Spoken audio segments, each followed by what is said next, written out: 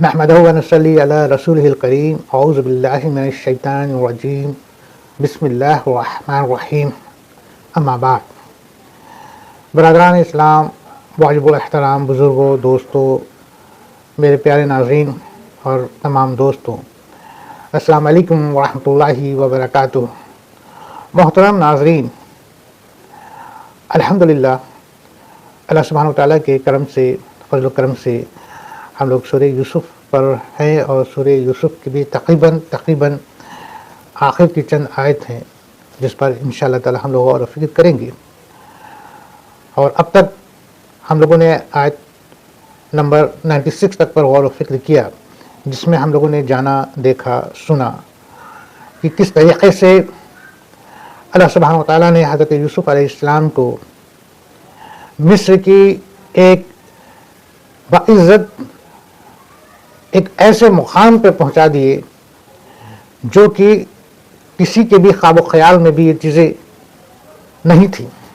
یہاں تک کہ ان کے خود کے اپنے وہ بھائی جب ان کے سامنے روبرو ہوئے تب بھی انہیں یقین یا انہیں نہیں معلوم ہوا کہ ان کے وہی بھائی حضرت یوسف علیہ السلام ہیں جنہیں انہوں نے برسوں پہلے کنویں میں پھینک دیا تھا۔ حضرت یوسف علیہ السلام تو اپنے بھائیوں کو پہچان گئے تھے، اور انہوں نے ایک تدبیر کی، ایک پلاننگ کی کہ کس طریقے سے ہم پورے اپنے بھائی اور اپنے والدین کو ایک ساتھ اکٹھا کریں۔ کسی کے دل کو تکلیف پہنچائے بغیر، یہ سب سے بڑی بات تھی۔ یہ سب سے بڑی بات تھی کہ حضرت یوسف علیہ السلام اللہ سبحانہ وتعالیٰ کے فضل سے ایسے مقام پہ تھے جہاں پر وہ اپنے اوپر ہوئے تمام ظلموں کا بدلہ لے سکتے تھے، حساب کتاب لے سکتے تھے، مگر وہ نیک انسان، وہ اللہ کا نبی جو اس سوچ کے خلاف تھا کہ وہ کسی کے بھی دل کو یہاں تک کی تکلیف بھی پہنچائے۔ قید خانے میں جب معاملہ زلیخا کا آیا تو انہوں نے زلیخا کا نام نہیں لیا۔ جب بادشاہ کی طرف سے ان کو قید سے نکالنے کے لیے لوگ آئے تب بھی انہوں نے زلیخا کا نام نہیں لیا، بلکہ انہوں نے یہی کہا کہ مصر کی وہ تمام عورتیں جنہوں نے اپنی انگلیاں کاٹ لی تھیں وہ حقیقت بیان کریں۔ کسی کا نام انہوں نے نہیں لیا۔ مقصد یہ کہ کسی کو لے کر کے کوئی بھی طرح کی ایسی باتیں ہم نہ بولیں جس سے اس کے سماج میں، رتبے میں اثر پڑے۔ ایک نیک انسان کا دل دیکھیے، اب یہاں تک کہ جب ان کے بھائی ان کے سامنے آئے ہیں غلہ لینے کے لیے، مگر وہاں پر بھی انہوں نے ایسا کوئی بھی طریقے کا داؤ نہیں کھیلا جس سے ان کے بھائیوں کی کسی بھی طریقے سے مطلب بے عزتی ہو یا تکلیف پہنچے، بلکہ انہوں نے ایک تدبیر اپنائی کہ ہم سب کو کس طریقے سے اپنے پاس بلا لیں۔ اور تدبیر میں انہوں نے پلان یہی کیا کہ جو بنیامین آئے تھے ان کے جھولے میں کچھ سامان رکھ دیے تھے، جو بحل کا پیالہ تھا وہ رکھ دیے تھے، اور اس کے بعد پھر جب تلاشی لی گئی تو اس میں مل گیا، اور انہی کے بتائے سزا کو تجویز کرتے ہوئے بنیامین کو وہ روک لیے، اور پھر وہ جو ہیں کہ سب بھائی اپنے ابا کے پاس گئے، جبکہ ایک بھائی تو شرم کے مارے ہمت نہ کر سکے کہ ہم اپنے ابا کے پاس یعنی کہ حضرت یعقوب علیہ السلام کے پاس جائیں، وہ وہیں رہ گئے، مصر میں ہی رہ گئے۔ باقی بھائی گئے، اور باقی بھائیوں نے جو ہے کہ جو کچھ معاملات ہوئے اس کے بارے میں انہوں نے بتایا۔ حضرت یعقوب علیہ السلام کو بہت تکلیف پہنچا، بہت غمزدہ ہوئے، کیونکہ ایک تکلیف حضرت یوسف علیہ السلام کی آلریڈی ان کے اوپر تھی، پھر یہ بنیامین کی تکلیف۔ بہرحال حضرت یعقوب علیہ السلام اللہ پر صبر کیے، یقین کیے، اور انہوں نے پھر سے اپنے بچوں کو بھیجے کہ جاؤ ایک بار پھر تم جاؤ تلاش کرو۔ پھر وہ سارے بچے جو ہیں کہ مصر میں آئے اور حضرت یوسف علیہ السلام کے پاس ہیں، حالانکہ وہ ابھی جان نہیں رہے تھے کہ وہ حضرت یوسف علیہ السلام ہیں، مگر پھر انہوں نے جو ہے کہ اپنے بھائی بنیامین کے لیے تمام طریقے سے درخواست کیے، اور جب وہ اپنے والد یعنی کہ حضرت یعقوب علیہ السلام کے بارے میں بتائے کہ وہ کس قدر پریشان ہیں اور کس قدر وہ جو ہے کہ اپنے آپ کو جو ہے کہ تکلیف دے رہے ہیں، غمزدہ ہیں، اور کس طریقے سے رو کے بے حال ہو رہے ہیں، تو اپنے والد حضرت یعقوب علیہ السلام کی بات سن کر کے حضرت یوسف علیہ السلام بھی جذبات میں آ گئے اور ان سے نہ رہا گیا، اور انہوں نے حضرت یوسف علیہ السلام یعنی کہ خود کے بارے میں ایک سوال ان سے کیا تو پھر وہ سمجھ گئے کہ یہ یوسف ہی ہیں، اور وہ پوچھ بیٹھے کہ کیا آپ ہی یوسف ہیں؟ تو حضرت یوسف علیہ السلام نے اپنی ساری باتیں بتا دیں اور اپنی راز کو کھول دیا، اور یہاں تک کہ پھر حضرت یوسف علیہ السلام نے ایک تمیز ٹائپ کی ایک چیز دیے اور کہیں کہ میرے والد کے پاس لے جاؤ، اور میرے والد کے پاس لے جا کر کے ان کے چہرے پر اس کو پھیر دینا ہے نا، اور انہیں جو ہے کہ اپنے ساتھ یہاں لے آنا، اور اپنے تمام خاندان کو بھی یہاں لے آنا۔ تو ہم لوگوں نے تقریباً یہاں تک جو ہے کہ پورے چیزوں کو سنا تھا، پڑھا تھا، واقعات کو جانا تھا۔ اب اس کے آگے 96 میں آیت ہے، جب خوشخبری دینے والے نے پہنچ کر ان کے منہ پر وہ کرتا ڈالا، اسی وقت وہ پھر سے بنا ہو گئے۔ کہا، کیا میں تم سے نہ کہا کرتا تھا کہ میں اللہ کی طرف سے وہ باتیں جانتا ہوں جو تم نہیں جانتے؟ حضرت یعقوب علیہ السلام کے چہرے مبارک پر جب وہ ان کے فرزند جو مصر سے لوٹے تھے اور حضرت یوسف علیہ السلام کا دیا ہوا وہ کپڑا جو ہے لے کر کے آئے تھے، اور حضرت یعقوب علیہ السلام کے چہرے مبارک پہ جب لگائے تو ان کے درد اور تکلیف تو ختم ہو گئیں، اور یہاں تک کہ وہ آنکھ کے جو نور جو کہ کمزور پڑ گئی تھیں اپنے بچوں کے غم میں، اپنے بچوں کی یاد میں، اپنے بچوں کے تکلیف میں، وہ واپس پھر سے روشن ہو گئیں اور ان کی بینائی آ گئی ہے نا۔ یہ اللہ تعالیٰ کا کرم تھا، اللہ تعالیٰ کی طرف سے تھا۔ اور اس کے بعد جو ہے کہ انہوں نے کہا کہ دیکھو میں کہتا تھا نا کہ حضرت یوسف علیہ السلام زندہ ہیں، وہ یہی ہیں، یہی کہیں ہیں۔ ہاں، تم لوگ اتنی باتیں بنائے، اتنی باتیں بولے، لیکن میں تمہاری باتوں پہ نہیں آیا، مجھے یقین نہیں تھا۔ میں کہتا تھا نا کہ جو بات میں جانتا ہوں وہ تم نہیں جانتے، اور جو بات حضرت یعقوب علیہ السلام جانتے تھے وہ تو ایک بات ایسی تھی جو حضرت یوسف علیہ السلام بچپن میں ہی اپنے خواب کے بارے میں انہیں بتایا تھا، جس میں انہوں نے بتایا تھا کہ چاند اور سورج اور 11 ستارے مجھے سجدہ کر رہے ہیں۔ ابھی یہ خواب کی تعبیر تو ہو نہیں پائی تھی۔ حضرت یعقوب علیہ السلام کو یقین تھا کہ اس خواب کی تعبیر ہونی ہے، پھر ایسا کیسے ہو سکتا ہے کہ حضرت یوسف جو ہیں کہ چلے جائیں۔ اب ایک سوال یہاں پر یہ آتا ہے، ہم اور آپ یہ کہہ سکتے ہیں کہ حضرت یعقوب علیہ السلام تو اللہ کے نبی تھے، پھر ان کو کیوں نہیں وحی کی گئی حضرت یوسف علیہ السلام کے بارے میں؟ کہہ سکتے ہیں۔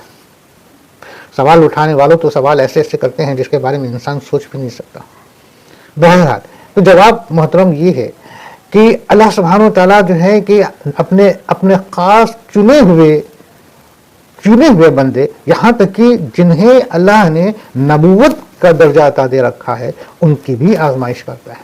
ان کی بھی زندگی کو ایسا نہیں ہے کہ وہ اتنا آسان کر دیتا ہے کہ بس اب آپ کے لیے آسانی، بلکہ ان کی زندگی اگر ہم غور کریں، فکر کریں، تو ان کی زندگی تو ہم سے کہیں زیادہ مزید جو ہے کہ آزمائش میں گھری ہوتی ہے۔ ان کی زندگی اگر ہم دیکھیں تو کئی آزمائشوں سے گزرا ہوتا ہے۔ تمام نبیوں کے واقعات اگر ہم دیکھیں تو ہم سے کہیں زیادہ، یعنی کہ ہم ان تکلیفوں کو ہرگز برداشت نہیں کر سکتے جن کا آلریڈی اللہ سبحانہ وتعالیٰ نے اپنے نیک بندے پر آزما چکے ہیں، اور ہمارے لیے وہ چیز بطور نصیحت، بطور ایک لیسن دکھا چکے ہیں، دے چکے ہیں کہ دیکھو میں نے اپنے نیک بندے کو بھی اس طریقے سے آزمایا، اور ان کے اوپر بھی ایسے ایسے حالات گزرے، ان کے ساتھ بھی ایسی ایسی چیزیں ہوں، اور تم ہو کہ ذرا سا میں پریشان ہو جاتے ہو۔ تو یہ اللہ سبحانہ وتعالیٰ کی طرف سے یہ بات ابھی راز رکھی گئی تھی کہ آپ کا بیٹا یوسف کہاں ہے، کیسے ہے اور کس حال میں، لیکن یہ ایک باپ کا اور ایک نبی کا یقین تھا کہ وہ خواب اللہ تعالیٰ کی طرف سے ہے، اور وہ خواب بے وجہ نہیں ہے۔ تو حضرت یعقوب علیہ السلام نے کہا کہ کیا میں تم سے نہ کہا کرتا تھا کہ میں اللہ کی طرف سے وہ باتیں جانتا ہوں جو تم نہیں جانتے؟ ٹھیک ہے نا۔ آگے اس کے آگے کی آیت میں کیا ہے؟ انہوں نے کہا، ابا جی آپ ہمارے لیے گناہوں کی بخشش طلب کیجیے، بے شک ہم قصوروار ہیں۔ اب تو تمام بھائیوں کا سارا پول تو کھل چکا تھا، ساری باتیں تو سامنے آ چکی تھیں۔ اب وہ بھائی بھی جو ہے کہ شرمندہ تھے، اور وہ جو ہے کہ دل سے توبہ کر رہے تھے، اور اپنے والد سے بھی یہی بات کہیں کہ آپ ہمارے لیے اللہ تعالیٰ سے ہمارے لیے بخشش کی دعا کریں، ہمارے گناہوں کو معاف کر دیں اللہ تعالیٰ، آپ ان سے فریاد کر دیں، آپ ان سے بخشوا دیں، ہے نا، آپ ان سے طلب کر دیں۔ ٹھیک ہے نا۔ آگے کیا اچھا کہا اچھا میں جلد ہی تمہارے لیے اپنے پروردگار سے بخشش مانگوں گا، وہ بہت بڑا بخشنے والا اور نہایت مہربانی کرنے والا ہے۔ الحمدللہ حضرت یعقوب علیہ السلام جب اپنے بچوں کے اس کہہ لیا جائے کہ ان کے اس احساس کو جب وہ جانے کہ وہ جو ہیں کہ ان کو بہت زیادہ وہ پشیمان ہیں، انہیں تکلیف ہے، اور وہ دل سے توبہ کر رہے ہیں، اپنے گناہوں کا اعتراف کر رہے ہیں اور اللہ سے معافی مانگ رہے ہیں، اور ہم سے التجا کر رہے ہیں کہ میں اللہ سے ان کے بخشش کے لیے دعا مانگوں، طلب کروں، تو حضرت یعقوب علیہ السلام نے کہیں کہ ٹھیک ہے، میں جو ہے کہ تمہارے لیے پروردگار سے دعا مانگوں گا، میں بخشش مانگوں گا۔ اب ایک بات یہ ہوتی ہے کہ جس وقت ان کے بچے حضرت یعقوب علیہ السلام سے یہ بات کہہ رہے تھے تو ممکن تھا کہ حضرت یعقوب علیہ السلام اسی وقت جو ہے کہ ہاتھ اٹھا کے اللہ تعالیٰ سے دعا مانگتے۔ انہوں نے ایسا کہا کہ مانگوں گا۔ مقصد اور وجہ دو تھی۔ پہلی وجہ یہ کہ جو نبی ہوتے ہیں نا، یہ نبی کبھی بھی کوئی کام دکھاوا نہیں کرتے، کسی کام کو وہ ایسا نہیں کرتے کہ بس ٹھیک ہے تمہیں خوش رکھنے کے لیے میں یہ کام کر رہا ہوں۔ ان کا کوئی بھی بات کہنا، کرنا، بولنا، تمام چیزیں جو چیزیں ہیں نا، وہ بالکل ڈائریکٹ اللہ سے ہے نا، اور دین سے اور حق سے بالکل حق سے جو ہے کہ ریلیٹڈ ہوتی ہیں ہے نا، اور بس وہی جو ہے کہ سچا راستہ ہوتا ہے، ایخا ہوتا ہے، کوئی ان میں دکھاوا کسی بھی طرح کا اس میں بناوٹ ہی نہیں ہوتی۔ تو انہوں نے کہا کہ میں کروں گا، دعا مانگوں گا۔ ایک بات۔ دوسری بات، عموماً یا نبیوں پر، تمام پیغمبروں پر رات کا جو عبادت ہوتی ہے وہ ڈائریکٹ اللہ سے وہ بالکل رجوع ہو کر کے ہے نا عبادت کرتے ہیں، اور یہی وجہ ہے کہ تمام پیغمبر پر رات کی عبادت تو فرض تھی، یہاں تک کہ جب دین محمدی آئی، قرآن اتر گئی، اسلام آ گیا، اسلام تو تھا ہی آلریڈی، یعنی کہ جب حضور صلی اللہ علیہ وسلم کے دور میں پانچوں وقت کی نماز کا وقت آ گیا، نماز معین ہو گئی اپنے اپنے وقتوں پر، ان کے بعد بھی جو ہے کہ عام مسلمانوں کے لیے تو رات کی عبادت کے لیے فرض نہیں کیا گیا، لیکن اللہ کے رسول، اللہ کے نبی پر رات کی عبادت فرض تھی ان دی سینس کہ انہیں پڑھنا تھا۔ عام انسان کے لیے یہ مہلت دیا اللہ نے کہ ٹھیک ہے دن کے تمام طریقے سے وہ بزی ہوتے ہیں، اپنے کاموں میں مشروف ہو سکتے ہیں، ٹھیک ہے تو رات میں وہ پرسکون سوئیں، مگر 5 وقت کی نماز فرض کیا، جبکہ نبی یا رسول پر رات کی عبادت، رات کی تلاوت، رات کی نماز ایز اٹ از رہی۔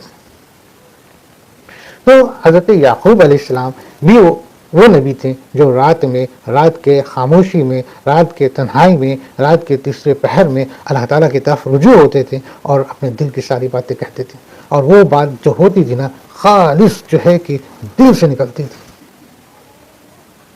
تو انہوں نے اس وقت پر اپنے بچوں کے لیے دعا مانگنے کے لیے ہے نا اپنے کو تیار کیا، اور انہوں نے کہا کہ میں تمہارے لیے بخشش کی طلب کروں گا اللہ سے، ٹھیک ہے نا۔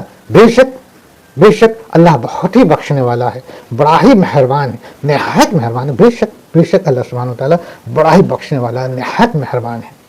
اللہ سبحانہ وتعالیٰ تو یہ کہتا ہے کہ تم سے گناہ ہو گیا، بہت گناہ ہو گیا، بڑے گناہ ہو گئے، لیکن تم اس کو اگر احساس تمہیں ہو جائے اور تم امیڈیٹ اللہ سے توبہ کر لو، معافی مانگ لو، میں معاف کرنے والا ہوں، میں معاف کرنے والا ہوں، تم مانگ کے تو دیکھو، تم توبہ کر کے دیکھو، میں توبہ کرنے والوں کو تو پسند کرتا ہوں، ایکسپٹ سوائے شرک کے، شرک نہ کرنا، شرک نہیں کرنا، ٹھیک ہے نا۔ تو اللہ سبحانہ وتعالیٰ ایسا ہے، اتنا مہربان ہے اپنے بندوں کے لیے کہ ہم اگر غلطی ہو گئی، اللہ جانتا ہے انسان میں غلطی ہو سکتی ہے، لیکن وہ توبہ کا دروازہ کھلا ہوا ہے کہ اے میرے بندوں تم توبہ مانگ لو، اور پھر دہراؤ نہیں اس غلطی کو۔ سب سے بات توبہ کا معنی تو یہی ہوتا ہے ہم سے اگر غلطی ہو جائے، ہم دل میں ہمیں اس کا پچھتاوا ہو، احساس ہو، اور اللہ سے توبہ کریں، معافی مانگے، لیکن ہم اس کو پھر دہرائیں، ہم ان غلطیوں کو پھر دہرائیں نہیں، تو اللہ بے شک معاف کرنے والا ہے، اللہ بے شک معاف کر دینے والا ہے، وہ بہت ہی مہربان اور نہایت ہی مہربان ہے۔ ٹھیک ہے، تو حضرت یعقوب علیہ السلام اپنے بچوں کو کہتے ہیں کہ ہم جو ہے کہ تمہارے لیے معافی کی طلب کریں گے اگر تم اس بات کا احساس آگے۔ جب یہ سارا گھرانہ یوسف کے پاس پہنچ گیا تو یوسف نے اپنے ماں باپ کو اپنے پاس جگہ دی اور کہا کہ اللہ کا منتظر ہے، اللہ کو منظور ہے تو آپ سب امن و امان کے ساتھ مصر میں آؤ۔ اب دیکھیے، وہ بچے اپنے والد اور اپنے خاندان کو لے کر کے مصر میں آ گئے۔ حضرت یوسف علیہ السلام برسوں بعد اپنے والد حضرت یعقوب علیہ السلام سے ملے، ان کو دل سے لگائیں، سینے سے لگائیں، باپ اور بیٹے کا اور دو نبیوں کا یہ ملن، الحمدللہ الحمدللہ کیسا ہوگا تصور کریں۔ اس کے بعد حضرت یوسف علیہ السلام اپنے ماں اور باپ کو اپنے برابر، اپنے لیول، کیونکہ یہاں پر حضرت یوسف علیہ السلام تو مصر کے عزیز ہیں، مصر کے عزیز ہیں، ایک رتبہ ہے نا، مگر اسی رتبے کے لیول پر انہوں نے اپنے والدین کو بٹھایا، یعنی یہ ایک اخلاق کا، یہ ایک ان کو ایک مطلب کہ ان کو والدین کو ایک جگہ دینے کا انہوں نے اپنے لیول کا جگہ دیا۔ اب سوال یہ ہے کہ ماں یعنی کہ حضرت یوسف علیہ السلام کی اپنی ماں تو نہیں تھی، کیونکہ ان کی اپنی ماں بنیامین کے پیدائش کے بعد ان کا وفات ہو گیا تھا، تو حضرت یعقوب علیہ السلام نے ایک جو نکاح بعد میں کیا، ٹھیک ہے نا، وہ ان کی ماں کی اپنی بہن تھی، یعنی کہ حضرت یوسف علیہ السلام کی خالہ تھی، ایسا کتابوں میں آتا ہے، ایسا کتابوں میں آتا ہے کہ ان کی بہن تھی، حضرت یعقوب علیہ السلام نے پھر ان سے نکاح کر لیا تھا، اللہ معلوم، ٹھیک ہے نا۔ تو حضرت یوسف علیہ السلام اب جب رشتے میں تو باہی ہوئی، ان دونوں کو جو ہے کہ اپنے برابر، اپنی جگہ، اپنی اونچی عزت میں، ہے نا، ان کے رتبے کو اپنے بلندی کے پگار پر، ہے نا، بالکل اسی رتبے پر ان کو بیٹھایا، جگہ دیا، اپنے ساتھ جگہ دی، ہے نا، اور جو ہے کہ یہاں تک کہ پھر وہ کہیں کہ اللہ کو منظور ہے تو آپ سب امن و امان کے ساتھ مصر میں آؤ، یعنی کہ یہاں پر مصر میں ہی آپ لوگ بچ جاؤ۔ یہ وہ جواب ہے جب ہمارے آقا حضور صلی اللہ علیہ وسلم سے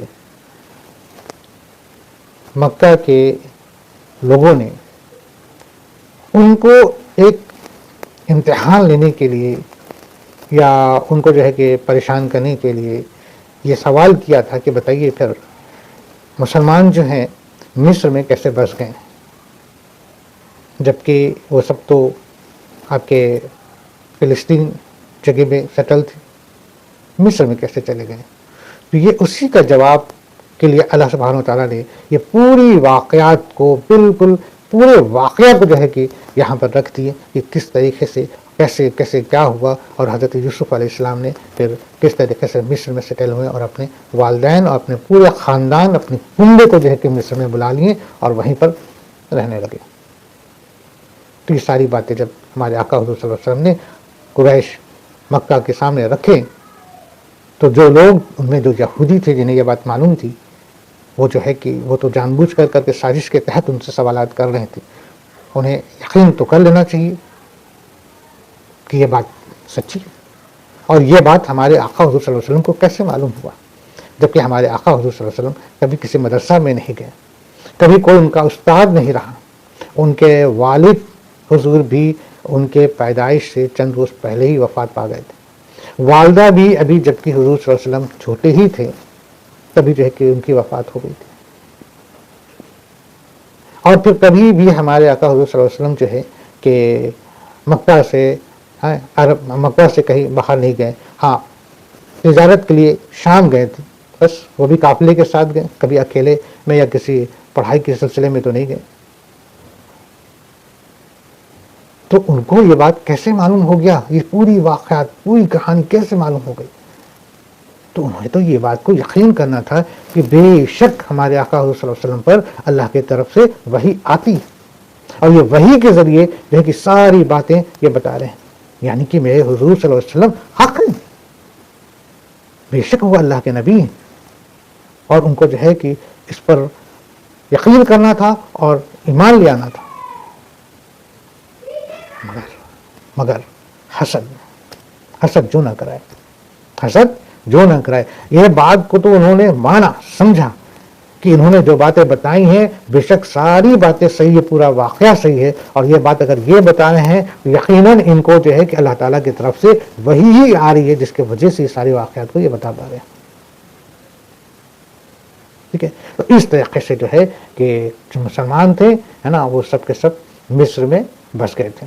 ٹھیک ہے نا. اس کے آگے کی آیت، اور اپنے تخت پر اپنے ماں باپ کو اونچا بیٹھایا اور سب اس کے سامنے سجدے میں گر گئے.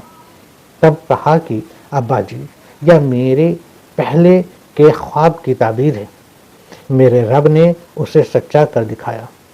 اس نے میرے ساتھ بڑا احسان کیا جبکہ مجھے جیل خانے سے نکالا اور آپ لوگوں کو صحرا سے لے آیا. اس اختلاف کے بعد جو شیطان نے مجھ میں اور میرے بھائیوں میں ڈال دیا تھا، میرا رب جو چاہے اس کے لیے بہترین تدبیر کرنے والا ہے اور وہ بہت علم و حکمت والا ہے. پیش ہے. اب دیکھیے کیا ہوتا ہے نا کہ اب تمام مسلمان، حضرت یعقوب علیہ السلام کا پورا کنبہ مصر میں آ گیا، بس گیا، سیٹل ہو گیا. حضرت یوسف علیہ السلام اپنے والدین کو اپنے رتبے کے حساب سے اونچے درجے پر، اپنے برابر کے درجے پہ، برابر کے حیثیت پر، یعنی کہ ایک طریقے سے عزیز کی حیثیت پر ان کو جو ہے کہ ان کو بیٹھایا، ان کو آدر، ان کو عزت، ان کو رسپیکٹ دیا. ٹھیک ہے نا. اور اس کے بعد پھر کیا ہوتا ہے نا کہ تمام وہ بھائی اور تمام لوگ اور یہاں تک کہ ان کے والدین ان کے سامنے اپنا سر جھکا دیتے ہیں، سجدہ ریز ہو جاتے ہیں. سجدہ، دو باتیں. پہلی، ہمارے آقا حضور صلی اللہ علیہ وسلم سے پہلے سجدہ لوگ کرتے تھے رسپیکٹ میں سر جھکاتے تھے، آدر کرتے تھے. دھیرے دھیرے وقت کے ساتھ کچھ زیادہ جو ہے کہ اس میں ہونے لگا، تو ہمارے آقا حضور صلی اللہ علیہ وسلم کے وقت میں امت محمدیہ پر اللہ کے سوا کسی کے سامنے سر جھکانا منع کر دیا گیا. کسی کے بھی سامنے سر نہیں جھکایا. مسلمان صرف اور صرف اللہ کے سامنے سر جھکائے گا، صرف اسی کی سجدہ جائز ہے. اللہ کے سوا کسی اور کے سامنے سجدہ نہیں کرنی، نہ ہی والد کے سامنے، نہ ہی والدہ کے سامنے، نہ کسی بڑے، نہ کسی اونچے عہدے، نہ کسی پیر، نہ کسی کو بھی. مطلب آپ سمجھ لیجئے کہ ایک من جملہ ایک اللہ جو پورے کائنات کا مالک ہے، رب العالمین ہے، صرف اس کے لیے سجدہ جائز ہے، اللہ کے علاوہ کسی کے لیے. حالانکہ اس پر ایک مرتبہ سوال جو ہے کہ صحابہ اکرام نے ہمارے آقا حضور صلی اللہ علیہ وسلم سے کہے تھے کہ کیا اللہ کے علاوہ اور کسی کے لیے سجدہ کیا جا سکتا ہے؟ تو ہمارے آقا حضور صلی اللہ علیہ وسلم کہتے کہ نہیں، اللہ کے سوا کسی اور کے سامنے کسی اور کے لیے سجدہ نہیں کیا جا سکتا. اگر کرنا ہوتا بھی، اگر کرنا ہوتا بھی تو بیوی شوہر کو سجدہ کر سکتی، لیکن وہ بھی نہیں، وہ بھی منع نہیں کرنا. اللہ کے سوا کسی کے سامنے بھی سجدہ نہیں کرنا. سمپل ایک لائن کا بات. پہلے کا معاملات یہ تھا کہ پہلے جو ہے کہ آدر میں، رسپیکٹ میں ہے نا، سر وہ جھکاتے تھے، بعض اور زیادہ جھکاتے تھے، بعض سجدہ کرتے تھے، کیونکہ اس وقت تک اللہ تعالیٰ کی طرف سے وہ سجدہ حرام نہیں تھا، وہ رسپیکٹ میں کیا جاتا تھا. لیکن سجدہ جو ہے وہ اللہ ہی کے لیے ہے. یہاں بھی جو سجدہ ہوا ہے وہ سر کا جھکانا ہوا ہے. یہاں بھی جو سجدہ ہوا ہے وہ آدر میں، رسپیکٹ میں اور اس خواب کی تعبیر میں سر کو جھکا کے سجدہ کیا گیا. یعنی کہ یہ نہیں کہا گیا حضرت یعقوب علیہ السلام یا ان کے فرزند سے کہ آپ خدا ہیں یا نعوذ باللہ ثم نعوذ باللہ معاذ اللہ، ایسا کچھ بھی نہیں. وہ ایک رسپیکٹ میں، ان کے آدر میں، ان کے احترام میں کہ ان کا بڑپن، ان کے رتبے کو دیکھ کر کے سجدہ ہوا. یہ وہ سجدہ نہیں جو ہم نماز میں سجدہ کرتے ہیں، سر کا جھکانا. لیکن آج امت محمدیہ پر سر جھکانا بھی منع ہے. اللہ کے سوا کسی کے سامنے ہم جو ہے کہ سجدہ نہیں کریں گے، ہم سر نہیں جھکیں گے، یہاں تک منع ہے. بعض جگہوں پر کچھ ایسی چیزیں ہوتی ہیں، اگر مسلمان سوچے، اس کو سمجھے، تو اسے سمجھ میں آوے کہ وہ کفر ہو رہا ہے. کیونکہ سجدہ کرنا، سر جھکانا بندگی میں یا پھر اس کے اس میں کہ بس you are only you are almighty, یہ ساری چیزیں منع ہے. ٹھیک ہے، رسپیکٹ ہے، آج بھی رسپیکٹ ہے، مسلمان رسپیکٹ کرنا اور اچھی طرح سے جانتا ہے. سر جھکانا مسلمانوں کے لیے منع کیا گیا، تو مسلمان سے بہتر اخلاق اور مسلمان سے بہتر جو ہے کہ سر جھکانا اخلاق میں کوئی اور کا نہیں. مسلمان پھر بھی جو ہے کہ بڑوں کو عزت دیتا ہے، نگاہ نیچے کر کے، باتوں کو، حکم کو بجا لا کے، اس کا احترام کر کے، اس کو عزت دے کے. یہ معنی نہیں کہ ہم سر جھکا لیں، ہم سجدہ کر دیں، ہم جو ہے کہ بالکل عبادت کرنے لگیں، نہیں. تو بہرحال من جملہ بات یہ ہے کہ اس وقت سجدہ منع ہی نہیں تھی، آج منع ہی ہے. اس وقت کی سجدہ وہ سجدہ نہیں ہوتی تھی جو آج لوگ سجدہ کر رہے ہیں. وہ سجدہ یعنی کہ جو حضرت یوسف علیہ السلام کے لیے کی گئی تھی ان کے بھائی اور ان کے والد کی طرف سے، وہ سجدہ محض اور محض ایک ان کے درجے کو اور ان کے بلندی کو اور ان کے جو ہے کہ رسپیکٹ کو دیکھتے ہوئے کی گئی تھی، اور ان کے خواب کی تعبیر کو مکمل کرنا تھا. کہ جیسا کہ حضرت یوسف علیہ السلام نے اپنے خواب میں دیکھا تھا کہ چاند اور سورج اور 11 ستارے ان کو سجدہ کر رہے ہیں، یہ اس خواب کی تعبیر کو مکمل کرنا تھا، اس لیے یہ چیزیں کی گئیں. ورنہ حضرت یعقوب علیہ السلام جبکہ وہاں پہ شامل ہیں، وہاں پر ہیں، وہ بھی اللہ کے نبی ہیں، اگر یہ غلط ہوتا تو ہرگز وہ یہ نہ کرتے. اور حضرت یوسف علیہ السلام وہ خود بھی اللہ کے نبی ہیں، اگر وہ غلط ہوتا تو وہ بھی نہ کرتے. یہ خواب کی تعبیر تھی جس کو مکمل کیا گیا. اوکے، آگے ہے نا. تب کہا کہ ابا جی یہ میرے پہلے خواب کی تعبیر ہے. اب یہاں پہ حضرت یوسف علیہ السلام نے اس بات کو ڈکلیئر بھی کر دیا کہ دیکھیے یہی میں نے خواب دیکھا تھا اور آج یہ خواب کی تعبیر ہو رہی ہے. ٹھیک ہے نا. میرے رب نے اسے سچا کر دکھایا. حضرت یوسف علیہ السلام کیا کہتے ہیں کہ میرے رب نے میرے اس خواب کو سچا کر دکھایا. اس نے میرے ساتھ بڑا احسان کیا جبکہ مجھے جیل خانے سے نکالا.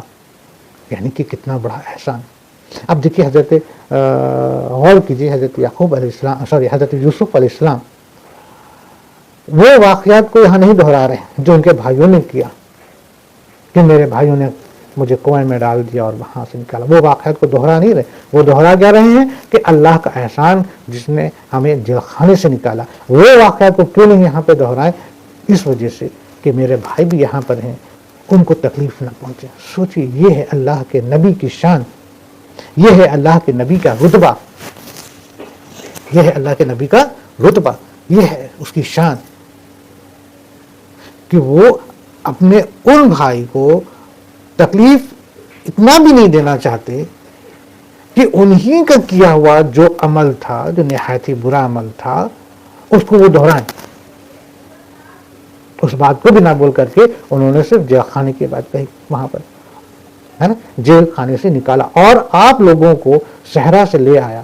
آپ لوگوں کو ایک گاؤں تھا جس وقت جہاں پر اب مصر کے سامنے گاؤں، جس sense it not mean that کہ بہت کہنے کا مطلب کہ مصر جیسے شہر کے سامنے وہ جگہ کنعان کی جو جگہ جہاں پر پہلے حضرت یعقوب علیہ السلام ان کا کنبہ آباد تھا، ہے نا، کنعان کی ایک جگہ پر، تو وہ اس قدر شہری ایریا نہ تھا جو جیسا کہ مصر میں اس وقت اس دور میں. تو حضرت یوسف علیہ السلام کہہ رہے ہیں کہ اور آپ لوگوں کو صحرا سے لے آیا اس اختلاف کے بعد جو شیطان نے مجھ میں اور میرے بھائیوں میں ڈال دیا تھا. یعنی کہ اب وہ جو بھائی بچپن میں وہ جو بھائیوں کے دماغ میں یہ جو باتیں آئی تھیں کہ میرے والد جو ہے کہ یوسف کو بہت مانتے ہیں، وہ یوسف کو بہت پیار کرتے ہیں، ہاں، اور ہم جبکہ ان سے بہتر ہیں، ان سے ہر طریقے سے بڑے بھی ہیں، بڑے بہتر بھی ہیں، زیادہ ہم کام بھی کرتے ہیں، ان کو ہم مانتے بھی ہیں، ان کو ہم اخلاق بھی کرتے ہیں، مگر وہ ہمیں نہیں مانتے. یہ بات ان کے ذہن میں شیطان نے ڈالی تھی. یہ حضرت یوسف علیہ السلام یعنی کہ اس بات کو بھی شیطان کا کیا ہوا عمل بتا کر کے اپنے بھائیوں کو اس قدر جو ہے کہ وہ عزت دے رہے ہیں اور معاف کر رہے ہیں. اور بات بھی حقیقت ہے کہ شیطان ہی تو ڈالتا ہے، ٹھیک ہے نا، شیطان ڈالتا. اب اس کے بعد جو ہے کہ وہ شیطان جو اتنا کچھ کر گزرا ہے نا، وہ تو کر گزرا، لیکن اختلاف ہمارے اندر نہیں آیا. یہ بھی اللہ کا کرم ہے، ورنہ ہم بدلہ لے سکتے تھے یا کچھ اور معاملہ کیے ہوتے، کچھ بھی وہ کر سکتے تھے. لیکن یہ اللہ کا کرم. انہوں نے اللہ تعالیٰ کی تعریف میں بات کہی ہے نا کہ جو ہے کہ اللہ کا انہوں نے بڑائی کیا کہ اللہ کا بڑا احسان ہے کہ اللہ نے مجھے جیل خانے سے نکالا، آپ لوگوں کو مصر میں لے آئے ہمارے پاس ہمارے ساتھ، ہے نا. اور جو ہے کہ اس اختلاف کے بعد جو شیطان نے مجھ میں اور میرے بھائیوں میں ڈال دیا تھا، یعنی کہ وہ تمام واقعہ ہونے کے باوجود بھی میرے بھائی لوگ سب آج ہمارے ساتھ ہیں. میرا رب جو چاہے اس کے لیے بہترین تدبیر کرنے والا ہے اور وہ بہت علم و حکمت والا ہے. بے شک حضرت یوسف علیہ السلام کہیں کہ میرا رب یعنی کہ اللہ سبحانہ و تعالیٰ جو ہے کہ بڑا ہی مہربان اور بہت ہی علم والا ہے، اور اس کی جو حکمت ہے نا وہ ہم نہیں سمجھ سکتے. وہ جو جس طریقے سے ہر چیز کی تدبیر کرتا ہے، پلان کرتا ہے نا، بے شک وہ وہی جان سکتا ہے، وہ تو وہی جانتا ہے. اب دیکھیے ہے نا بات صحیح کہ اگر حضرت یعقوب علیہ السلام کو اللہ سبحانہ وتعالیٰ اسی وقت بتا دیے ہوتے کہ تمہارا بیٹا یعنی کہ حضرت یوسف کہاں ہے، کیسا ہے، یا پھر ہم یہ بھی کہہ سکتے ہیں کہ نبی، اللہ کے نبی تھے، ان کو غیب کی بات معلوم ہونی چاہیے. ٹھیک اسی طرح سے یہ بھی ہو سکتا تھا کہ حضرت یوسف علیہ السلام یہ بھی تو اللہ کے نبی ہیں، یہ بھی جو ہے کہ پہنچ جاتے سیدھے اپنے باپ کے گھر ڈائریکٹ. لیکن یہ تمام چیزیں جو ہے نا اللہ تعالیٰ اپنے حساب سے اپنی تدبیر سے کرتا ہے اور کرواتا ہے. اور اگر ہم اس میں اللہ پہ یقین کیے ہوئے، صبر کیے ہوئے ہیں، تو اللہ تعالیٰ اس کا انجام بہتر عطا فرماتا ہے. جیسا کہ ہم لوگوں نے پچھلے پارٹ میں حضرت یعقوب علیہ السلام کا ہی وہ جو جملہ ہے ہم لوگ سن چکے ہیں، جسے اللہ سبحانہ تعالیٰ نے کہا، بتایا کہ حضرت یعقوب علیہ السلام نے کہا تھا کہ جو ہے کہ چلو ہم تو اللہ پر ہی یقین کریں گے اور صبر سے کام لیں گے. تو اس طریقے سے اللہ اپنے تدبیر کا کیسے اس کو لاتا ہے، ریگولیٹ کرتا ہے، کیسے اس کو امپلیمنٹ کرتا ہے. بے شک وہ علم و عالم تو اللہ ہی ہے اور وہی سب کچھ جانتا ہے اور وہی سب کچھ کرتا ہے. ہم نے جو ہے کہ بس اس پر یقین کرنا چاہیے اور صبر کرنا چاہیے. اوکے آگے. اے میرے پروردگار، اب حضرت یوسف علیہ السلام کہہ رہے ہیں، اے میرے پروردگار، تو نے مجھے ملک عطا فرمایا اور تو نے مجھے خواب کی تعبیر سکھلائی. اے آسمان و زمین کے پیدا کرنے والے، تو ہی دنیا و آخرت میں میرا ولی، دوست ہے اور کارساز ہے. تو مجھے اسلام کی حالت میں فوت کر اور نیکوں میں ملا دے. الحمدللہ، آمین. اللہ سبحانہ وتعالی حضرت یوسف علیہ السلام کی زبان مبارک سے نکلی یہ دعا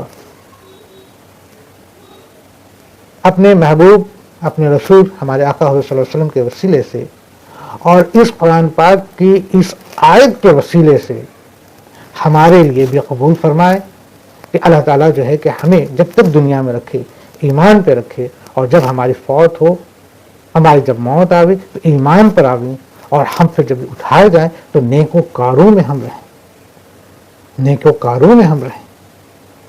ہمیں نیکوکاروں میں اللہ رکھے، دنیا میں بھی رکھے، آخرت میں بھی جو ہے کہ ہمارے جو مقام، ہمیں جو جگہ ملے، نیکوکاروں کی جگہ ملے، بدکاروں کی جگہ نہ ملے.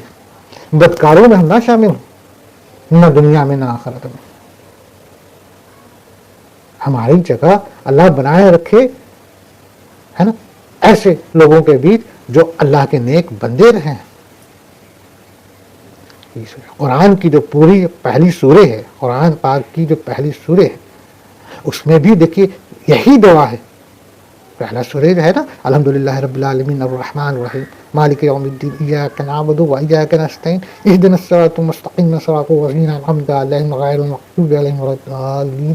ہے نا، اے اللہ ہمیں جو ہے کہ اس راستے پہ چلا جس راستے پہ آپ نے انعام عطا فرما رکھا ہے، اس راستے پہ نہ، اس راستے پہ نہیں جس پہ آپ کا غضب ہوتا ہے.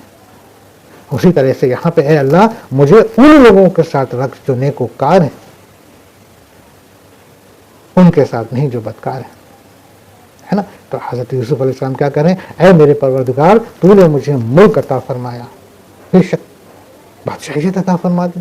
کہاں کنعان میں کہاں تھے وہ، اور پھر کس طریقے سے کنواں میں جانا، اور پھر مصر کے بازار میں بیچا جانا، اور اس کے بعد جو ہے کہ اس وقت کے جو شہر عزیز جو تھے ان کے گھر میں آنا، اور ان کے اوپر جو ہے کہ بے وجہ کا الزام لگنا، اور اس کے بعد پھر قید خانے میں جانا، اور پھر قید خانے سے واپس یہاں آنا. یہ ایک لمبا سفر تھا، اور اس میں نہایت ہی بڑی آزمائش تھی کہ وہاں سے اٹھا کر کے کہاں پہنچا دیے. اور تو نے مجھے خواب کی تعبیر سکھلائی. حضرت یوسف علیہ السلام کو اللہ سبحانہ و تعالیٰ نے خواب کی تعبیر عطا فرمائی، ان کو سکھایا، وہ علم نواز دیا. اے آسمان و زمین پیدا کرنے والے، آسمان اور زمین کو پیدا کرنے والے یعنی کہ پوری کائنات کے مالک، پورے کائنات کے مالک آسمان اور زمین اور ان کے درمیان جتنی چیزیں ہیں. معنی یہی ہوا نا کہ پوری کائنات، ہمارے سامنے سب سے بڑی چیز کیا ہے؟ آسمان. ہمیں آسمان سب سے بڑا دکھتا ہے، ٹھیک ہے. پھر دوسری چیز بڑی دکھتی کیا ہے؟ زمین، جس پہ ہم چل رہے ہیں پھر رہے ہیں. تو ہمارے نزدیک جو سب سے بڑی چیزیں ہم اس کا ایک طریقے سے کہہ لیا جائے کہ ایک فریز بنا کے ہم بولتے ہیں، ہے نا، من جملہ معنی یہی ہوتا ہے کہ آسمان پوری کائنات کے مالک، تو ہی دنیا و آخرت میں میرا ولی یعنی کہ دوست اور کارساز ہے. یعنی کہ اس دنیا میں بھی تو ہی میرے لیے کرنے والا ہے، اور آخرت میں بھی تو ہی میرے لیے کرنے والا ہے. کیا؟ بہتر. ہمیں بہتر کے لیے دعا مانگنی ہے نا. حضرت یوسف علیہ السلام بھی کہہ رہے ہیں کہ اے میرے اللہ، ہے نا، اس دنیا اور آخرت میں تو میرا دوست رہ، میرے لیے بہتری کا کارساز بن. تو مجھے اسلام کی حالت میں فوت کر اور نیکوں میں ملا دی. ہے نا، اسلام پر ہی، ایمان پر ہی ہماری موت ہو، اور مرنے کے بعد جو آخرت میں جو جگہ ملے وہ نیکوکاروں میں جگہ ملے. ہے نا. اوکے، اس کے آگے یہ غیب کی خبریں میں سے ہیں جس کی ہم آپ کی طرف وحی کر رہے ہیں. آپ ان کے پاس نہ تھے جبکہ انہوں نے اپنی بات ٹھان لی تھی اور وہ فریب کرنے لگے تھے. اب یہاں پر اللہ سبحانہ و تعالیٰ ہمارے آقا حضور صلی اللہ علیہ وسلم سے فرما رہے ہیں. اس آیت میں اللہ تعالیٰ جو ہے ہمارے آقا حضور صلی اللہ علیہ وسلم سے فرما رہے ہیں. اس سے پہلے کیا تھا، وہ پوری واقعات کو اللہ سبحانہ و تعالیٰ جو ہے وحی کے ذریعے ساری باتیں بتا رہے تھے. اب یہاں پر جو ہے کہ حضور صلی اللہ علیہ وسلم سے مخاطب ہیں. حضور صلی اللہ علیہ وسلم یعنی کہ قرآن سے ہم سن رہے ہیں یہ آیت کو، یا سن رہے ہیں، یا غیب کی خبریں میں سے ہیں جس کی ہم آپ کی طرف وحی کر رہے ہیں. آپ ان کے پاس نہ تھے جبکہ انہوں نے اپنی بات ٹھان لی تھی اور وہ فریب کرنے لگے تھے. یعنی کہ اے رسول، آپ کو جو بات ہم یہاں پہ ساری بتائیں، آپ وہاں پر تو نہ تھے لیکن میں نے آپ کو ساری باتیں بتائیں. ہے نا، وہ کس طریقے سے لوگوں نے کیسے کیسے سازش کی، اور ان کے بھائیوں نے کیسے سازش کی. ہے نا، آپ تو نہیں تھے لیکن آپ کو میں نے بتایا، آپ نے جانا. ٹھیک ہے نا.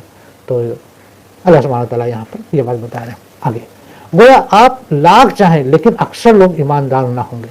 اب دیکھیے اللہ سبحانہ تعالیٰ کیا کہہ رہے ہیں کہ اب دیکھیے، اب یہ پریزنٹ مطلب کہ جس وقت کے آئے تھے اس وقت کی بات ہے کہ اب آپ یہ جو قریش والے جو کفار قریش ہیں، ہے نا، یہ جو کفار قریش ہیں، ہاں، یہ جو آپ کو طرح طرح کی جو ہے کہ آزمائش میں جو ڈال رہے ہیں، اور یہ آپ کو اس طریقے کے جو سوالات، ایسے سوالات کرتے ہیں جو کہ بالکل مطلب کہ وہ جان بوجھ کے ایسے سوالات کرتے ہیں جس میں آپ پھنس جائیں.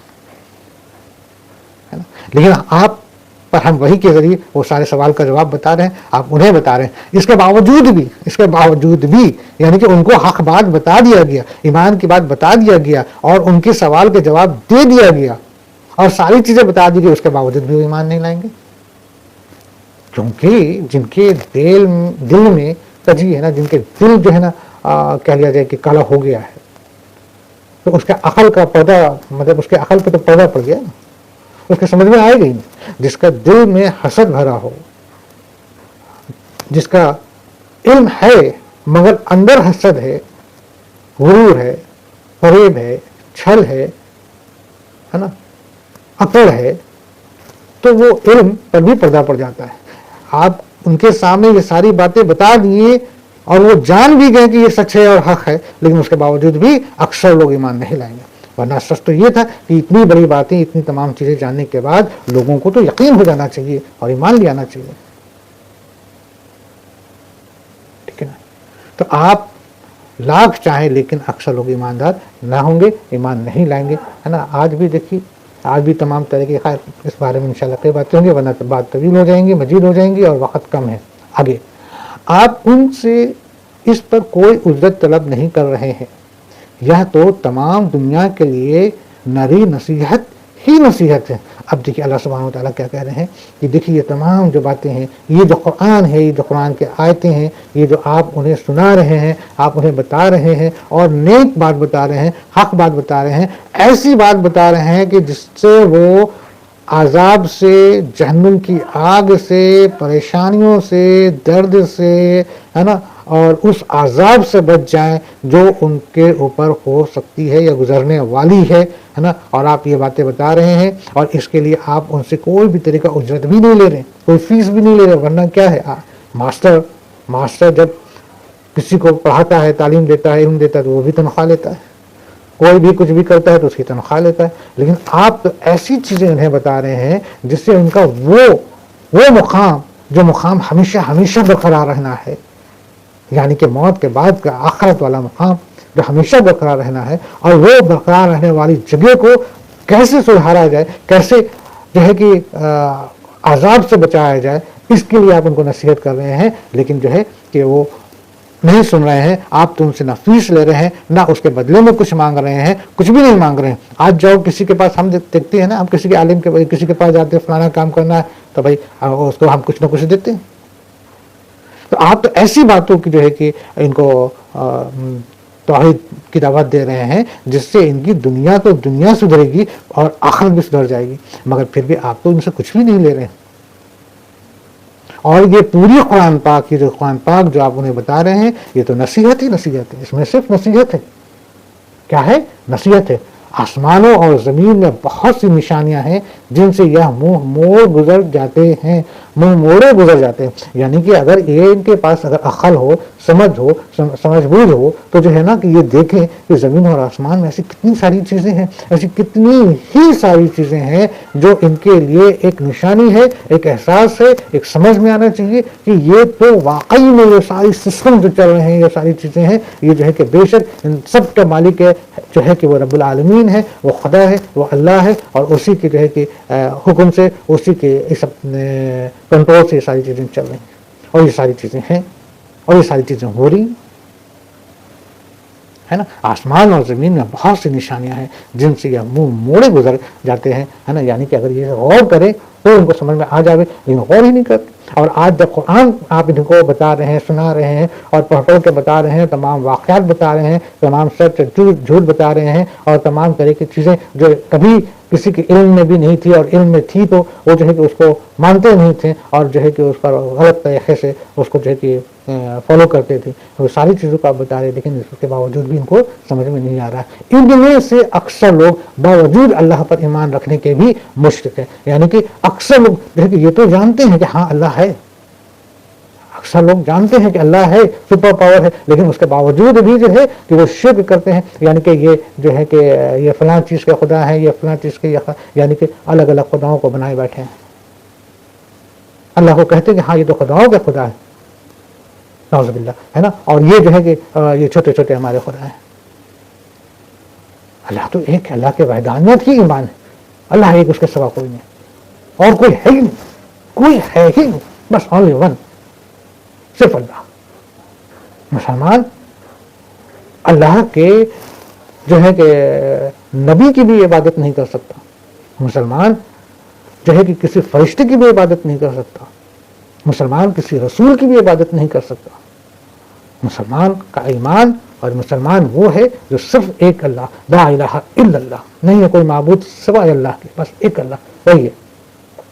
اور ہم امت محمدیہ ہم کہتے ہیں محمد رسول اللہ, بے شک محمد صلی اللہ علیہ وسلم اللہ کے رسول ہے, ہمارا یقین ہے. تو اللہ سبحانہ وتعالیٰ اپنے آیت میں قرآن میں کیا کہتے ہیں, ان میں اکثر لوگ باوجود اللہ پر ایمان رکھنے کے بھی مشرک ہی ہیں, یعنی کہ وہ شرک کرتے ہیں. ٹھیک ہے نا. آگے کیا وہ اس بات سے بے خوف ہو گئے ہیں کہ ان کے پاس اللہ کے عذابوں میں سے کوئی عام عذاب آ جائے یا ان پر اچانک قیامت ٹوٹ پڑے اور وہ بے خبر ہی ہوں. اب اللہ تعالیٰ یہاں پر جو ہے کہ ایک بہت بڑی بات کہہ رہے ہیں, ہے نا. اور وہ یہ کہہ رہے ہیں کہ یہ لوگ کس قدر سے بے خوف ہیں. انہیں خوف نہیں آتا کہ اللہ کا ایک عذاب اگر اچانک ابھی اس وقت آ جائے اور ان کے اوپر ٹوٹ پڑے, قیامت ان کے اوپر ٹوٹ پڑے, اور یہ بے خبر ہیں, تو پھر کہاں ان کو موقع ملے گا کہ معافی مانگ لیں یا توبہ کر لیں, کچھ بھی کرنے کا ان کو نہ موقع ملے گا نہ ان کے پاس وقت ہوگا. اور یہ کس بے خوف میں گھوم رہے ہیں. آج ہم بھی اپنے آپ کو ٹٹولے, ہم بھی اپنے آپ کو ٹٹولے, ہم نے بھی ٹٹولنا ہے یہاں پر کہ ہم جو ہے کہ کس قدر اپنے آپ کی زندگی کو جیے جا رہے ہیں اور جیے جا رہے ہیں. نہ یہ بات کو خیال رکھتے ہیں کہ ابھی اس وقت اگر اللہ کا عذاب آ جائے, قیامت آ جائے, کچھ بھی ہو جائے, ہم ختم ہو جائیں گے اور ہمارا سارا معاملہ دھرا کا دھرا رہ جائے گا. پھر کیا رہے گا, کچھ بھی نہیں رہے گا. اللہ سبحانہ وتعالیٰ کہتے ہیں کہ وہ اس بات سے بے خوف ہو گئے ہیں کہ ان کے پاس اللہ کے عذابوں میں سے کوئی عام عذاب آ جائے, مطلب چھوٹی بھی عذاب آ جائے, یا ان پر اچانک قیامت ٹوٹ پڑے اور وہ بے خبر ہی ہوں, ہے نا. یعنی کہ ان کے اوپر ایسا عذاب آ جائے اور یہ بے خبر پڑے رہ جائیں, ہے نا. تو پھر کیا ہوگا آگے. آپ کہہ دیجئے میری راہ یہی ہے, میں اور میرے متبعین اللہ کی طرف بلا رہے پورے یقین اور اعتماد کے ساتھ, اور اللہ پاک ہے اور میں مشرکوں میں سے نہیں, ہے نا. آپ انہیں کہہ دیجیے, اللہ سبحانہ وتعالیٰ کہہ رہے ہیں اللہ صلی اللہ علیہ وسلم سے کہ آپ ان تمام کو کہہ دیجیے, جو مشرک ہیں, جو کفار عرب کے ہیں, جو کفار مکہ ہیں, ان سب سے کہہ دیجیے, کیا کہہ دیجیے کہ میں اور میرے متبعین اللہ کی طرف بلا رہے ہیں. میں اور میرے جو ماننے والے ہیں, میرے جو فالوور ہیں, جو اللہ کو ماننے والے ہیں نا, وہ سب بلا رہے ہیں پورے یقین اور اعتماد کے ساتھ, اور اللہ پاک ہے اور اللہ پاک ہے, اللہ کی پاکیزگی کو بیان کر رہے ہیں, اور میں مشرکوں میں سے نہیں, اور میں مشرک نہیں, یعنی کہ میں اللہ کے سوا کسی اور کو خدا نہیں مانتا, صرف ایک اللہ ہے, اللہ ہی بس ہے, اس کے علاوہ اور کوئی نہیں. ٹھیک ہے نا. تو یہ کہہ رہے ہیں کہ ان سے کہہ دو کہ میرا طریقہ تو یہ ہے کہ میں لوگوں کو خدا کی طرف بلاتا ہوں, اور میں اور میرے پیروں پیچھے چلنے والے دونوں مضبوط دلیل پر ہیں, ہے نا. اور خدا ہر عیب و نقص سے پاک ہے, پاکیزہ ہے, مشرکین سے نہیں ہے بے شک. اوکے. تو برادر ایسا ہے کہ وقت تھوڑا سا زیادہ ہو رہا ہے, لیکن تھوڑی سی آیت بچی ہوئی ہے, ہم تھوڑا تیزی سے پڑھ کر کے اس کو مکمل کریں گے انشاءاللہ. آپ سے پہلے ہم نے بستی والوں میں جتنے رسول بھیجے ہیں سب مرد ہی تھے جن کی طرف ہم وہی نازل فرماتے گئے. کیا زمین میں چل پھر کر انہوں نے دیکھا نہیں کہ ان سے پہلے کے لوگوں کا کیسا کچھ انجام ہوا. یقیناً آخرت کا گھر پرہیزگاروں کے لیے بہت ہی بہتر ہے. کیا پھر بھی تم نہیں سمجھتے. آگے کی آیت میں ہے, یہاں تک کہ جب رسول نا امید ہونے لگے اور وہ قوم کے لوگ خیال کرنے لگے کہ انہیں چھوڑ کہا گیا, فوراً ہی ہمارے مدد ان کے پاس آ پہنچی, جس سے ہم نے چاہا اسے نجات دی گئی. بات یہ ہے کہ ہمارا عذاب گناہ گاروں سے واپس نہیں کیا جاتا. اوکے. آخری آیت میں پڑھ لوں. اور ان کے بیان میں عقل والوں کے لیے یقیناً نصیحت اور عبرت ہے. یہ قرآن جھوٹ بنائی کوئی بات نہیں, بلکہ یہ تصدیق ہے ان کتابوں کی جو اس سے پہلے کی ہیں, کھول کھول کر بیان کرنے والا ہے ہر چیز کو, ہر ہدایت اور رحمت ہے نا ایماندار لوگوں کے لیے. ٹھیک ہے. تو برادران نے ہم لوگوں نے سورہ یوسف کی یہ سورہ یہاں پہ مکمل کی. کہنے بولنے پڑھنے میں کوئی غلطی ہو تو معاف کر دیجیے گا. اللہ سے بھی دعا ہے کہ اللہ بھی ہمیں معاف کرے. صدق اللہ العظیم. لاسٹ کی 2-3 آیت انشاءاللہ اگلے پارٹ میں ہم پھر سے کلیئر کریں گے. بہرحال صدق اللہ العظیم.